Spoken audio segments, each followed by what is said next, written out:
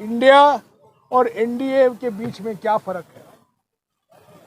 मैं एक अन्या की भाषा इस्तेमाल करता हूं।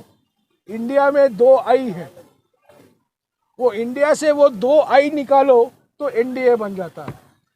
2 आई क्या है? इंसाफ और इंसानियत। इंसाफ और इंसानियत को इंडिया से हटाइए तो वो एनडीए बन जाता है ना।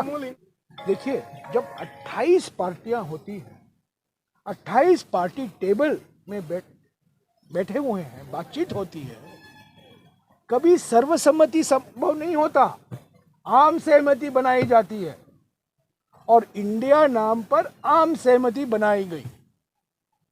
सर्वसम्मति माने यूनानिमिटी, आम सहमति माने कंसेंसस, और उस आम सहमति के एक अंग, महत्वपूर्ण अंग नीतीश कुमार जी थे। अभी वो कुछ भी बोलें, उनके पलटी को वो जस्टिफाई कर रहे हैं। वो वापस बीजेपी के गोद में जाके बैठे हुए हैं और जो इनका, नीतीश कुमार जी का कोई जवाब नहीं।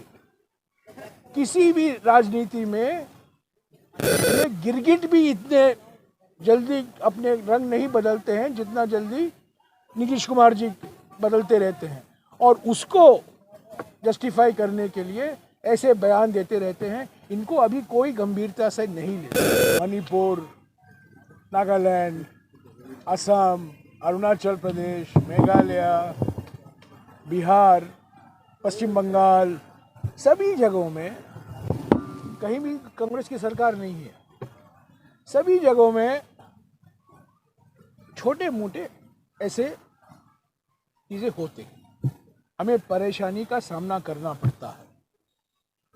हमारे पोस्टर फाड़े गए थे जलपाईगुड़ी में, आज शीशा टूटा गया है, पर ये चलता रहता है।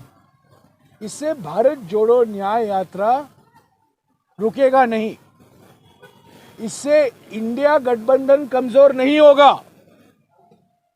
जो लोग इंडिया गठबंधन को कमजोर करने में लगे हुए हैं, मैं उनको साफ कह देना चाहता हूं कि पश्चिम बंगाल के मुख्यमंत्री ने स्वयं स्वीकारा है कि इंडिया गठबंधन को मजबूत करना उनकी भी प्राथमिकता है। इतनी ही प्राथमिकता है उनके लिए जितना कि हमारे लिए। एक मिनट, अरे बाबा एक मिनट, खत्म तो करने दीजिए। तो इंडिया गठबंधन मजबूत है। इंडिया गठबंधन, मैं आपको एक चीज बताऊं, बार बार ये सवाल उठता है, इंडिया और एनडीए के बीच में क्या फर्क है। मैं एक अन्या की भाषा इस्तेमाल करता हूं। इंडिया में 2 आई है, वो इंडिया से वो 2 आई निकालो तो एनडीए बन जाता है। 2 आई क्या है? इंसाफ और इंसानियत। इंसाफ और इंसानियत को इंडिया से हटाइए तो वो एनडीए बन जाता है ना। तृणमूल इंसाफ और इंसानियत के रास्ते पे है।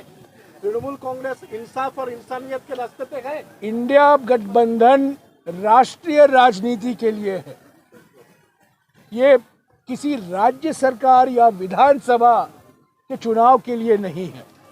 ये इंडिया गठबंधन बनाया गया है लोकसभा चुनाव के लिए।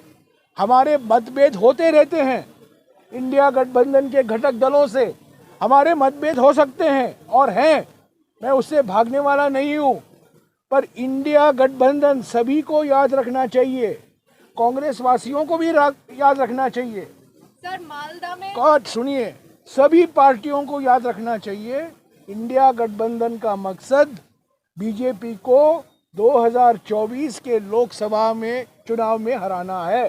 राज्य सरकार में, विधानसभा के चुनाव में क्या होगा अगले साल या 2 साल बाद या 3 साल बाद, वो इंडिया गठबंधन से उससे कोई लेना देना नहीं है। ममता बनर्जी बहुत सम्मानित नेता है हमारे देश की, उनका ट्रेनिंग कांग्रेस में ही हुआ है, मैंने उनको कांग्रेस में भी देखा है। हम ममता जी से प्रेरणा लेते हैं। मैं जानता हूं खड़गे जी, राहुल जी, सोनिया जी सभी उनका बड़ा सम्मान और आदर देते हैं। खड़गे जी ने उनसे बात की, खरगे जी ने 3 दिन कोशिश की नीतीश कुमार से पर लगाने में, वो सफल नहीं हुए। पर खरगे जी और ममता जी के बीच में सीधा संपर्क हुआ फोन पर। ममता जी ने कहा है, मैंने पढ़ा है कि 42 सीटों पर वो लड़ेगी। पर मेरा ये समझ है, जब हम गठबंधन में हैं, गठबंधन में लेन देन होता है। गठबंधन की सफलता जो है तभी होगा जब हम लोग एक दूसरे को सम्मानित तरीके से एक फॉर्मूला ढूंढ निकालेंगे। एक तरफा फॉर्मूला नहीं हो सकता। कांग्रेस पार्टी नहीं कह सकती है ये हमारा फॉर्मूला है, कोई और पार्टी नहीं कह सकती है ये हमारा फॉर्मूला। ये फॉर्मूला जो बनेगा ये सभी के सहमति से बनेगा। सभी कौन है साहब? तो जब तक औपचारिक तौर से बातचीत नहीं खत्म होती, हमारे ओर से मैं कुछ पब्लिकली नहीं कहूंगा। और ये सीट शेयरिंग की बात बॉल बाय बॉल कमेंट्री देकर नहीं होता, बैठकर हर एक सीट पर बातचीत होती है, लेन देन होता है। हमें कुछ लेना है, हमें देना भी है। और हम ये भी मानते हैं कि पश्चिम बंगाल में आज सरकार तृणमूल कांग्रेस की है। उसका एक विशेष महत्व है पश्चिम बंगाल के राजनीति में। इसीलिए इंडिया गठबंधन के कौन निर्माता हैं? इंडिया गठबंधन के निर्माता ममता बनर्जी हैं, खरगे साहब हैं, नीतीश कुमार थे एक जमाने में, पहले, अभी तो पलटी मार गए। तो इंडिया गठबंधन 18 पार्टी पहले मिले पटना में 23 जून को, बाद में 28 पार्टी मिले बेंगलुरु में और मुंबई में, और हमने एक होकर एक आम सहमति बनाई कि ये रास्ता है हमारे लिए बीजेपी को हराने के लिए। ममता जी का मकसद है बीजेपी को हराना पश्चिम बंगाल में, कांग्रेस पार्टी का मकसद है बीजेपी को हराना पश्चिम बंगाल में और सारे देश में, और ममता जी भी वही चाहती है। तो जब मंजिल एक है, अलग अलग रास्ते होते हैं।